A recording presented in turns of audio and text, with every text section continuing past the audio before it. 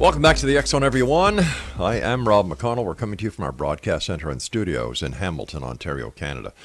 If you'd like to check out the X Zone Broadcast Network schedule online, it's www.xzbn.net. And for the X Zone TV channel on Simul TV, channel 21, www.simultv.com. Now, before we get to my guest this hour, I would just like to send our thoughts and prayers to the people in Pittsburgh who were victimized by a senseless act of violence this past Saturday at the Tree of Life Synagogue. You know, we need to get together as a human race, and we need to snuff out violence. Violence is not the answer to anything.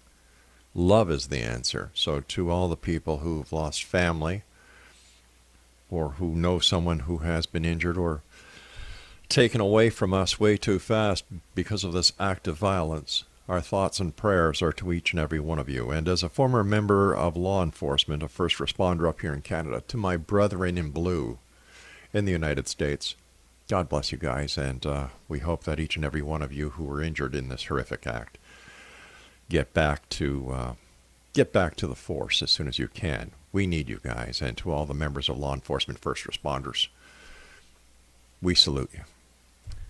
Exonation, my guest this hour is Linda BACKMAN. She is a licensed psychologist and regression therapist, has been in private practice for more than 30 years.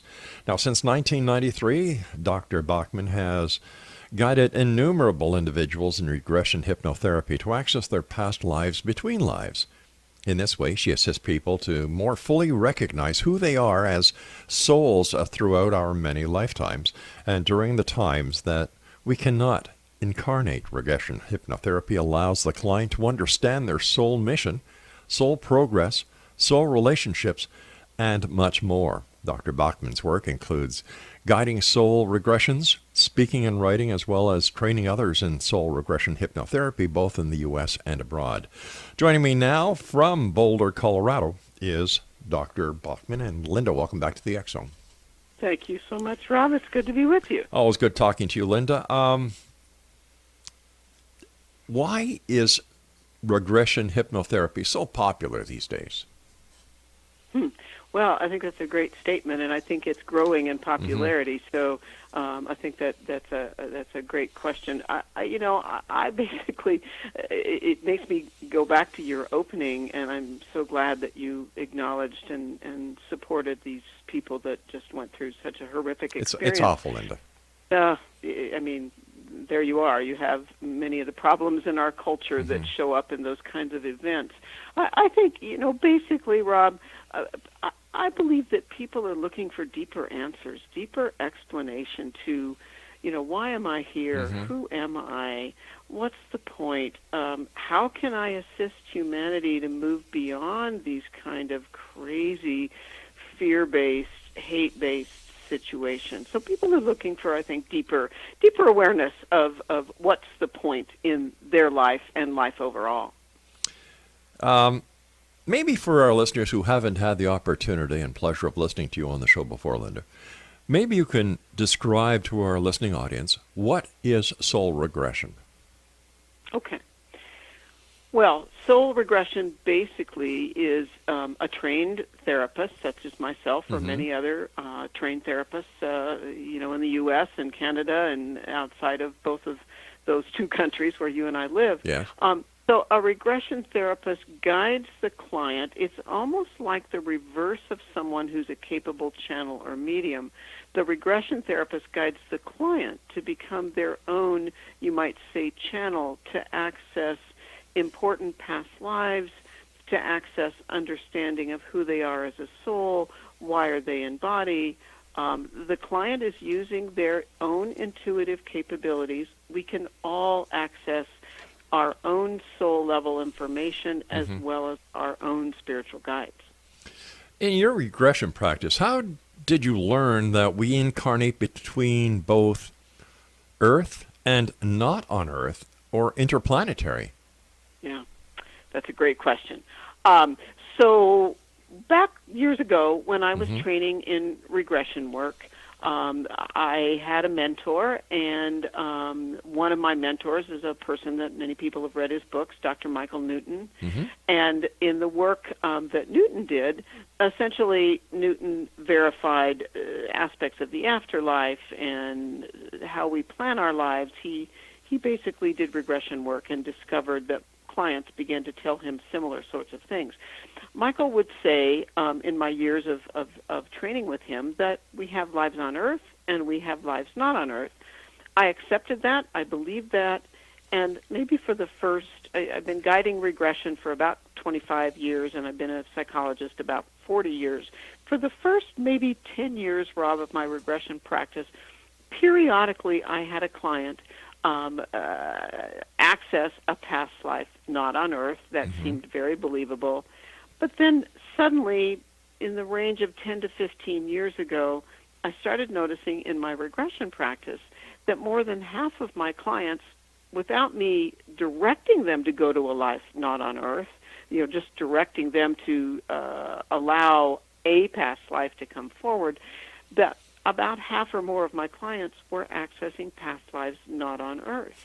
And so I realized there was some reason, I believe, that my guides wanted me to work with individuals to understand more about why do we have past lives not on Earth.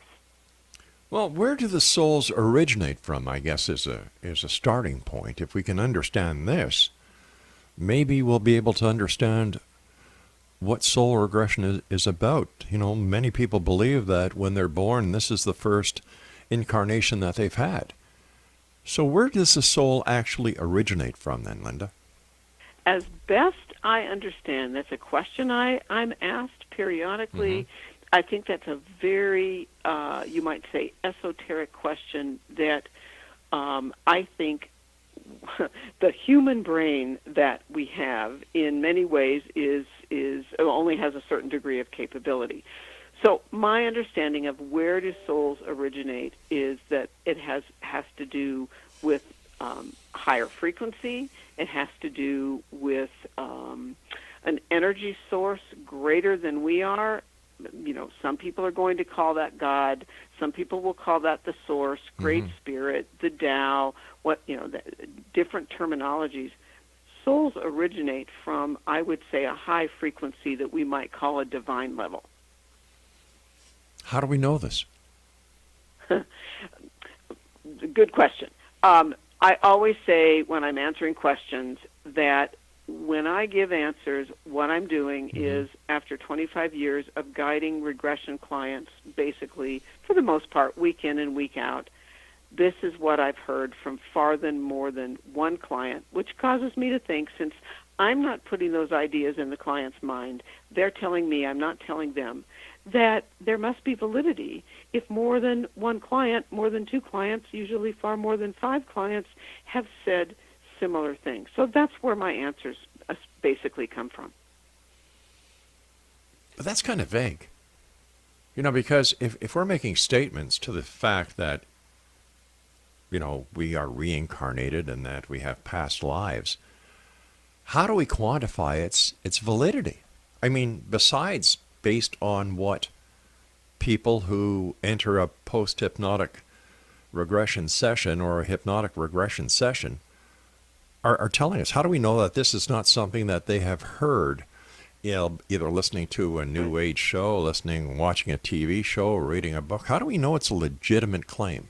Yeah, again, really common question. I say to people, if you could sit beside me each time I guide a regression or have your own regression, my answer would have even greater validity. But to give specifics about how do we validate the details of a past life, they are things like the specific details that the client explains, whether they're clothing details, the details of a scene, events that happen that just happen out of the blue, spontaneous emotion comes up at times for clients. The past life relates to current life. It always it's therapeutic. The past life that comes forward, Rob, is not something I choose. consciously for the client, and it's not really what the client chooses consciously. It's the spiritual guides of the client. I have no doubt we all have spiritual guides because they show up spontaneously, even for people that, prior to the regression didn't believe in All them. right, Linda, stand by. You and I have to take Okay. our first break. Exonation, Linda BACKMAN is our special guest. For more information on Linda, visit her website at www.ravenheartcenter.com. And center is spelled Center. This is the X Zone. I am Rob McConnell. We'll be back on the other side of this break. Don't go away.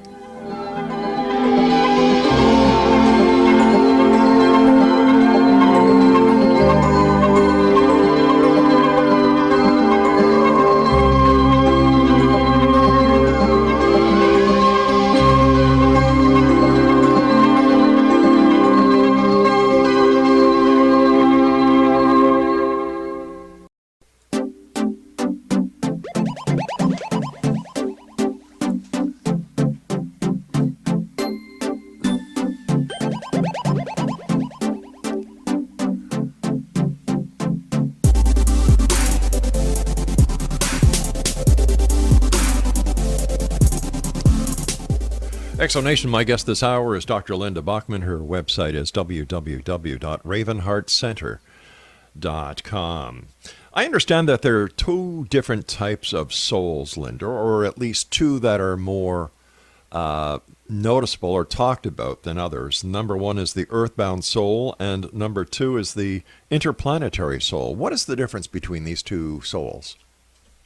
Okay, so on Earth, what I actually call an Earth-based soul is a soul that has been incarnating on Earth, for somewhere between, scientists disagree, somewhere between 40 to 50,000 years, repetitively experiencing lives on Earth. And when we incarnate, we come into body to evolve. So gaining wisdom, growing, tripping and falling, picking themselves back up. So an Earth-based soul is a soul that basically has incarnated on Earth repetitively for thousands of years.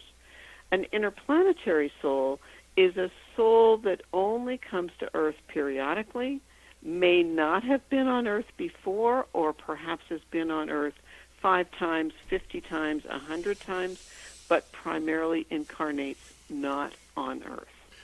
When we were talking about the Earth-based soul, you said scientists disagree on the definition. Scientists disagree on how long Homo sapien life has existed on Earth, and it's in the range of 40 to 60,000 years.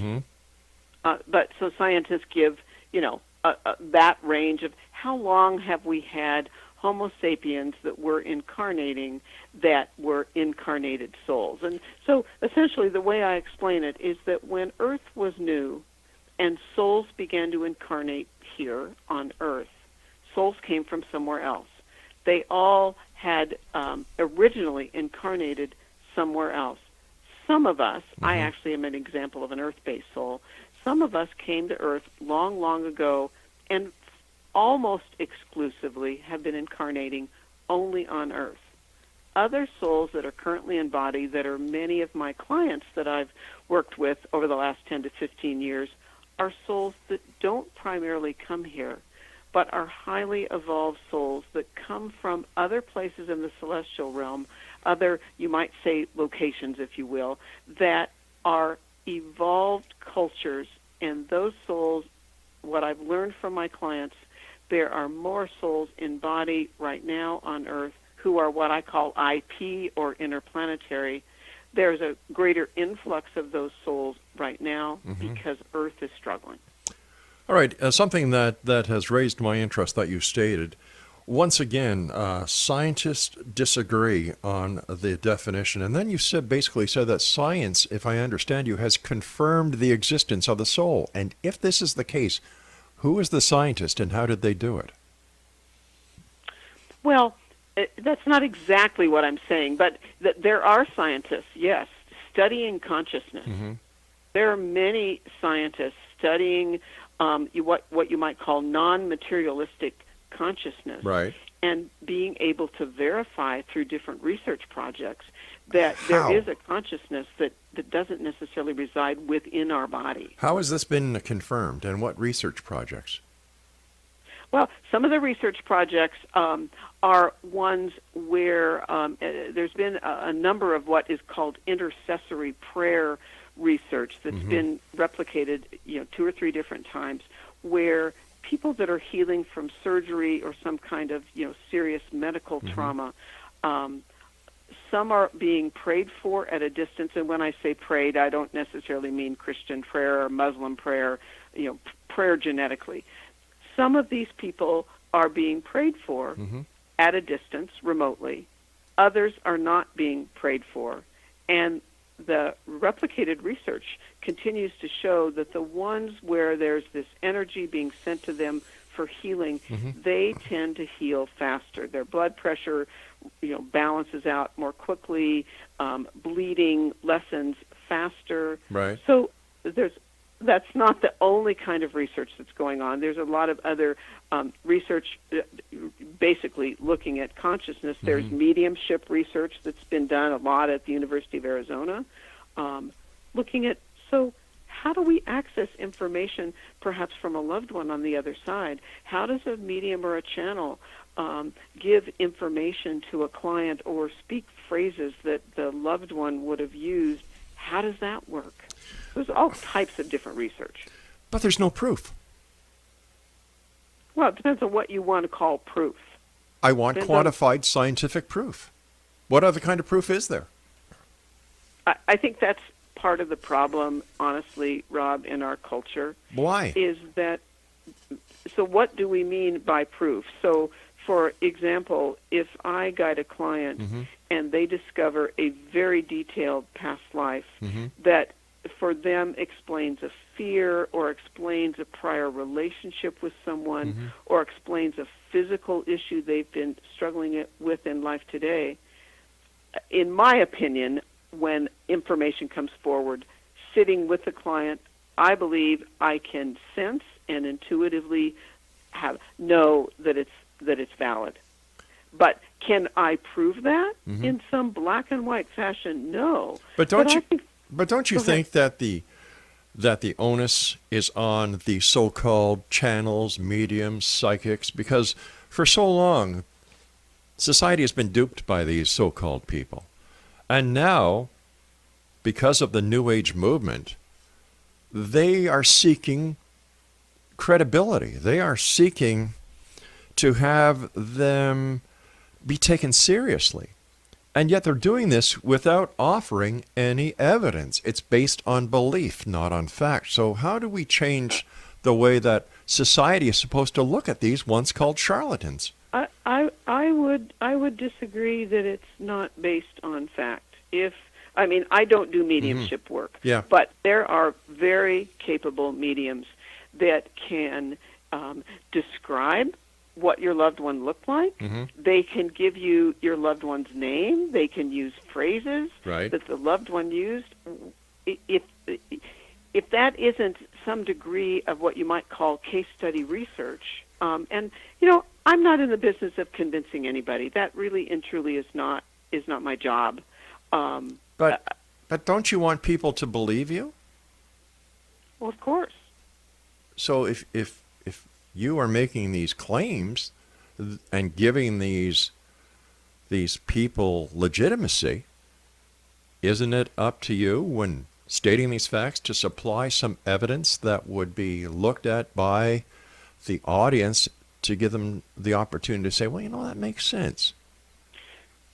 So if 50 of my clients or 100 of my clients, when they died in a past life and crossed over and accessed what occurs when we cross over, and if there are commonalities to how they describe what happens or how they describe what you might call locations or experiences in the spiritual realm, and these people didn't read the same books, I didn't give them that information, then where else would it be coming from?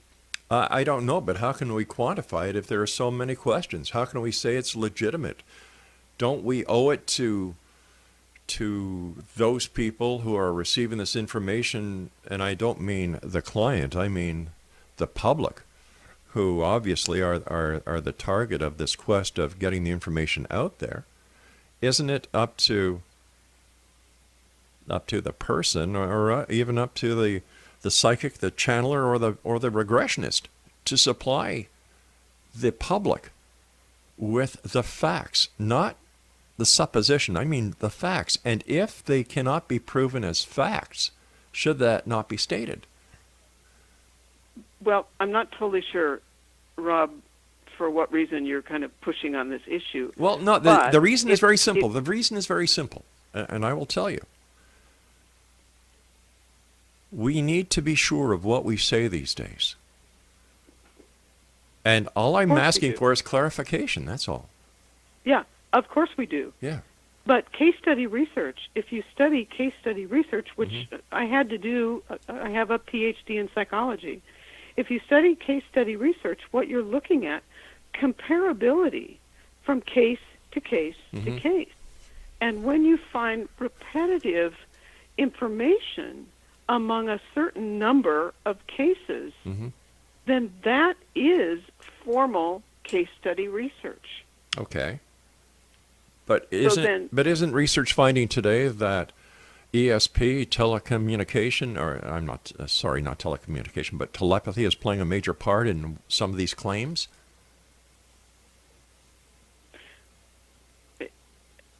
I don't think it's telepathy that causes a client to describe the details of a past life that fit clearly with their own life, that explain things. And honestly, I say to clients, if this helps you, right, see it as a metaphor. Right, exactly. If this benefits you, fine. I don't have to convince them, it's not my job, that it's real.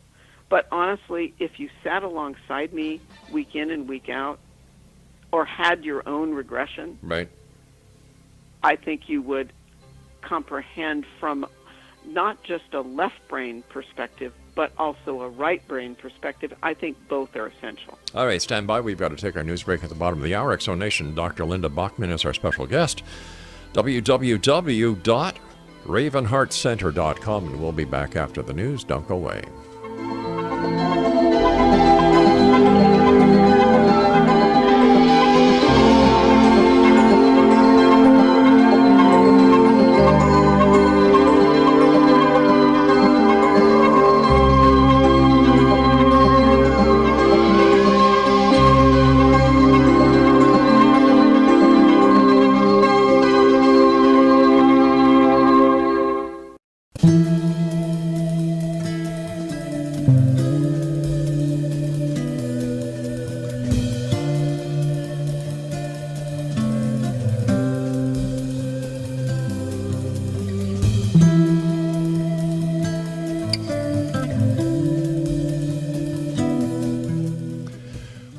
Linda BACKMAN is our special guest this hour, Exonation. Her website is ravenheartcenter.com. And Linda, where do the interplanetary souls come from? So interplanetary souls are souls that come from or incarnate in places other than on Earth. They can come from planets, star systems, interdimensional space that does not have density. They come from, you might say, locations and cultures that are healthy. Healthy meaning healthy relationships, healthy nutrition, lack of violence, lack of denigration of one culture against another. And honestly, if you'd asked me, Rob, 20 to 25 years ago, did I even believe there were souls that came from somewhere else?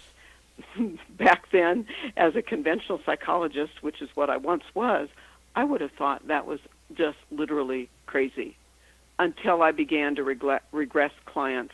And I didn't tell them where they were going when they accessed past lives. They went there spontaneously. Why did you start regressing? I fell into, so I'll give you the story in a shortened version. Sure. About 25 and a half years ago, my original psychologist colleague with whom we built a group practice of psychologists and psychiatrists, neither one of us were spiritually oriented. He died in his early 30s from a type of lung cancer. I didn't believe in any of this. It was not on my radar screen at all. I began to sense his energy around me after he passed. I began to sense him communicating with me. At first, I thought that was really bizarre. And I'd read one book about reincarnation. I didn't know if I believed in it or I didn't. I began to sense that I was intuiting information about lives I'd shared with him. I turned to my husband, who I didn't think believed in any of this. My husband was a university professor for almost 30 years. I explained this to my husband, and he looked at me and he said, I guess I'd repressed what happened to me as a boy when I was growing up. And I said to my husband, what are you talking about? And he said, only now do I remember that as a boy, I spontaneously remembered my past lives. I knew details of those lives. I tucked it away and never told anyone because I figured they'd think I was crazy. That's how I fell into this work. So how does understanding our past lives help us in our current lives? Because our past lives explain things in our current life that aren't explained any other way.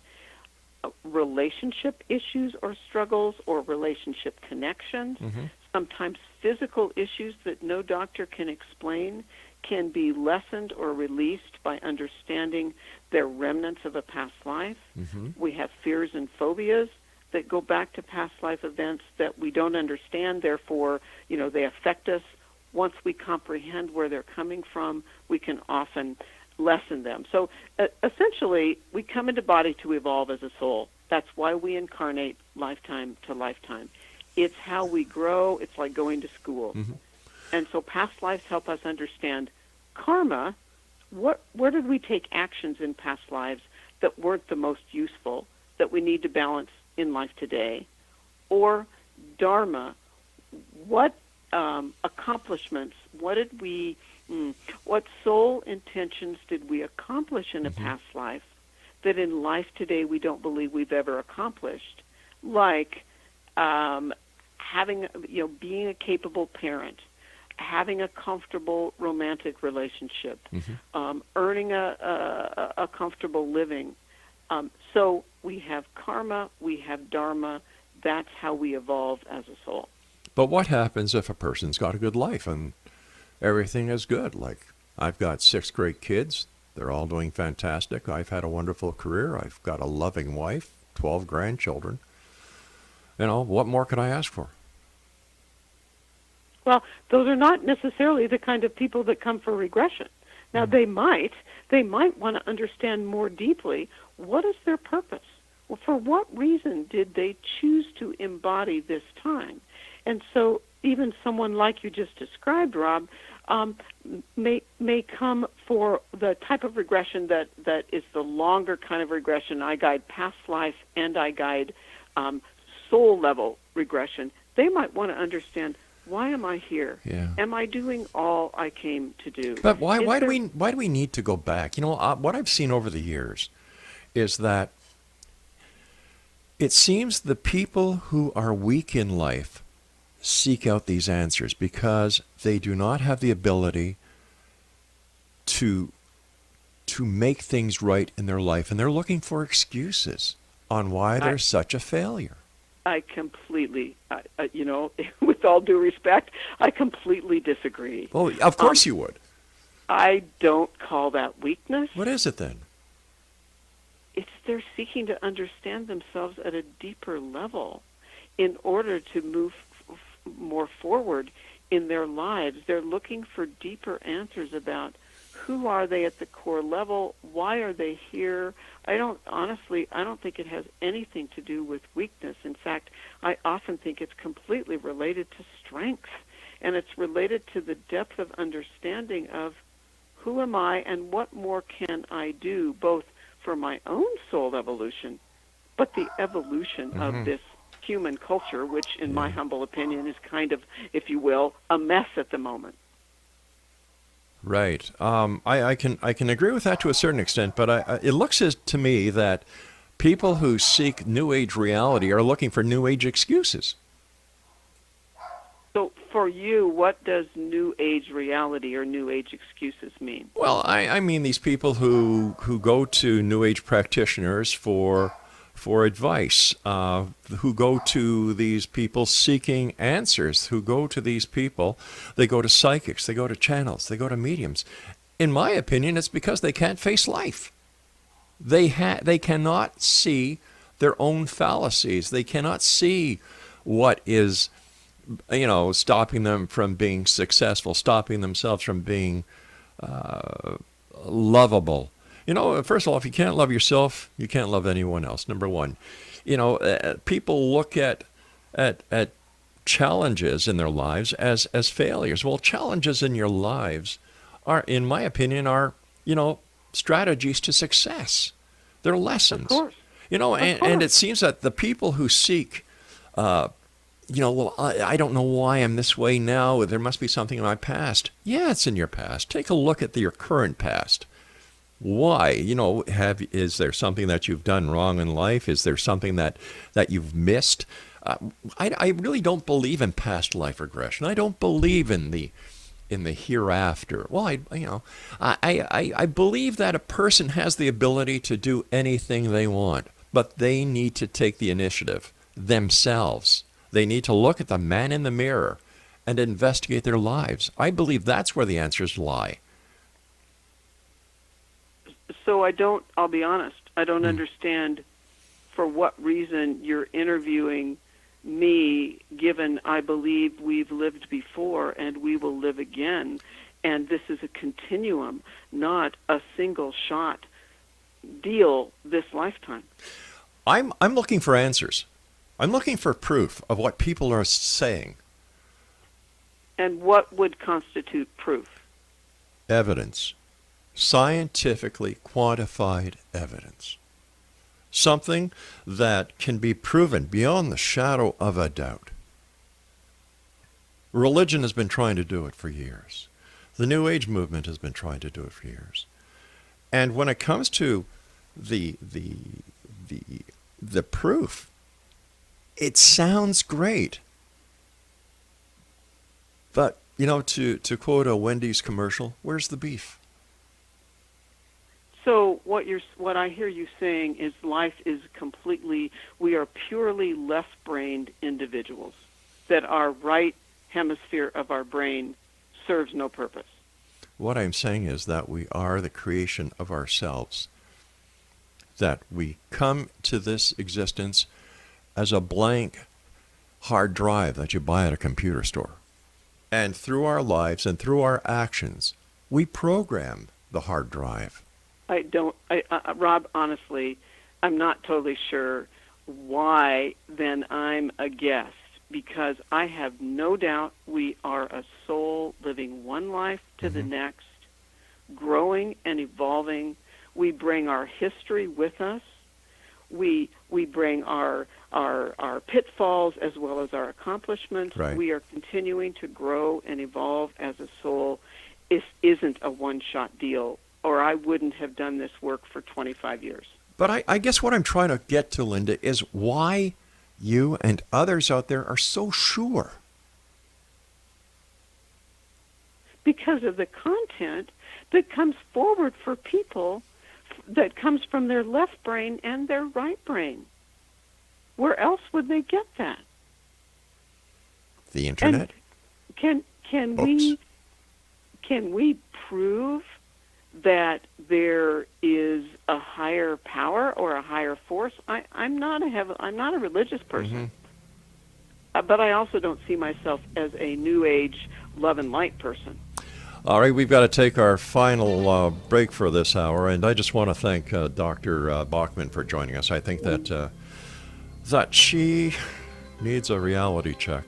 I don't believe anything that she has said to us tonight, Exo Nation. So I think I'm going to play a bit of a spoof that works wonderfully with this.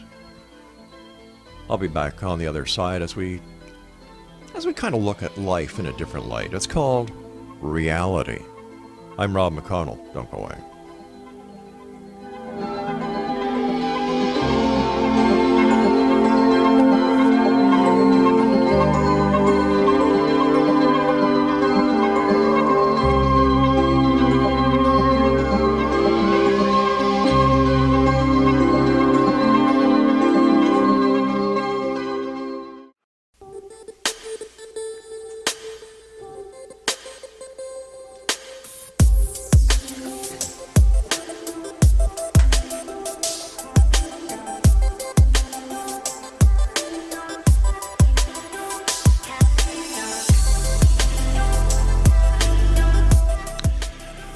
Welcome back, X-Zone Nation. I decided at the end of the last segment that I was not going to bring our guest back on, Linda BACKMAN.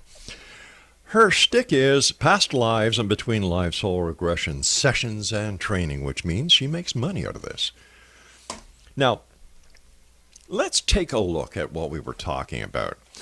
At one point, she said scientists disagree on a definition of souls. No scientist has ever confirmed the fact that there is a soul. Not one. Number one. Then the shtick of earth-based souls and interplanetary souls. So there are souls out there on other planets. And once again, science has not confirmed the fact of life on other planets, but this is a great New Age shtick. I've been doing this show for 29 years. And I love how guests fluctuate from belief to belief to belief to belief. Where's the proof? Where's the evidence, X-Zone Nation? Come on, we're all sensible people here. Well, most of us are anyway, on this side of the microphone and that side of the listening audience where you are. It scares the hell out of me that licensed psychologists are turning into these regression gurus and are spreading the manure that we have lived many lives, that people come to them and they want to go back in time in past lives to understand why their life now is so screwed up. Well, that's a big hint right there, because you can't take responsibility for yourself. Because if you could, as I tried to point out to the doctor,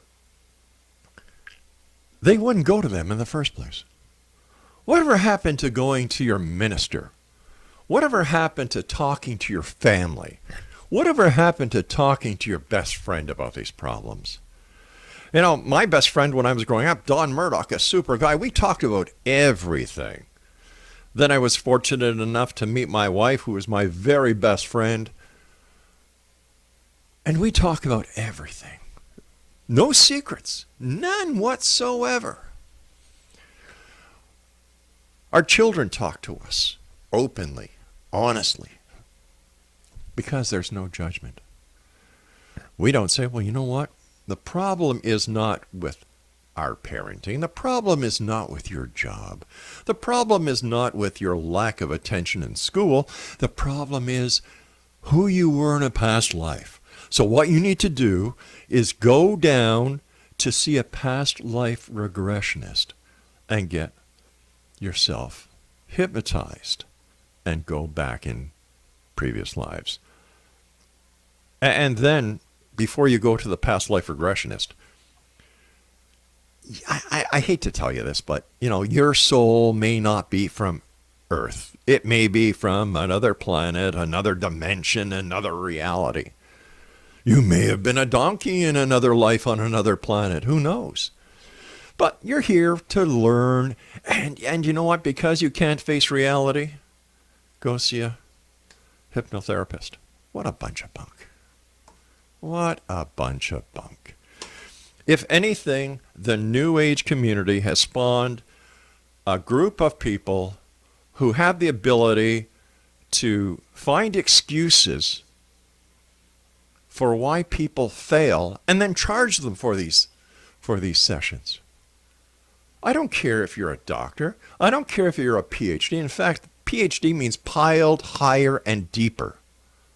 99% of all these so-called PhDs have actually gotten their degrees off of the internet. I'm not saying that this is the case with our guest tonight. I am not saying that at all. I am saying that I've had other guests on that we've done background investigations on that have proven to be anything but credible. They get them from these internet schools, the Universal Church of Bullcrap, and they spew this crap. They spew this disinformation. There's more of a conspiracy, cover-up, and crap being perpetrated within the New Age community than there is by the government. Like, come on. Do we really believe this stuff? Now, I've had scientists on who have gone through universities, who have done their tenure, who have the degrees, the diplomas, and the credentials to quantify their statements. I give them the benefit of the doubt. But not one of them has come on this show and said, you know what, Rob? Souls are real. Do you know what, Rob? We've lived lives before. Do you know what, Rob? Aliens are real and they're out there. You know what, Rob? Bigfoot is real. Do you know what, Rob? Ghosts. Ooh, they are real. Haunted houses are real, Rob. Not one.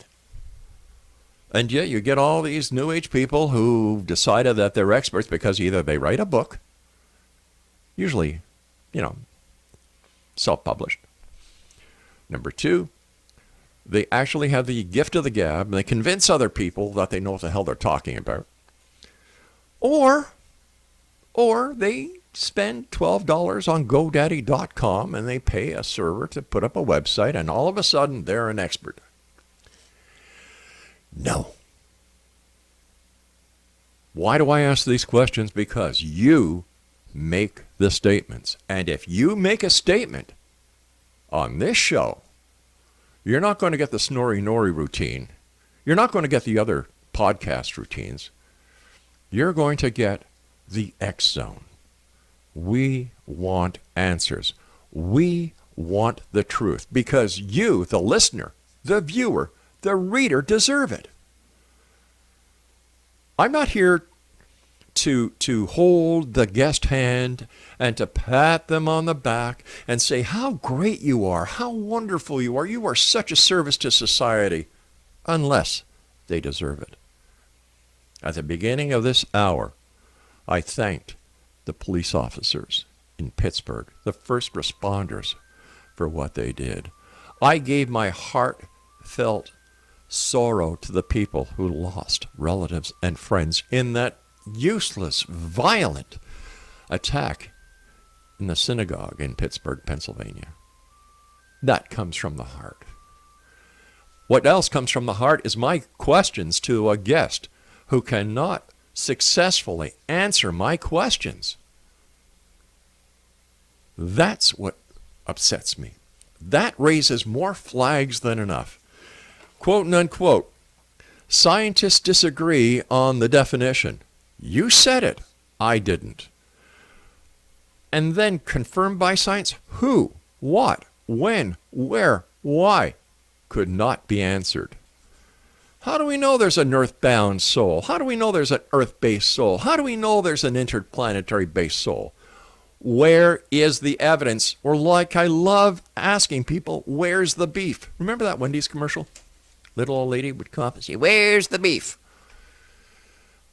We need to ask that question more in today's society because there are charlatans out there. There are charlatan psychics. There are charlatan channels. There are charlatan mediums.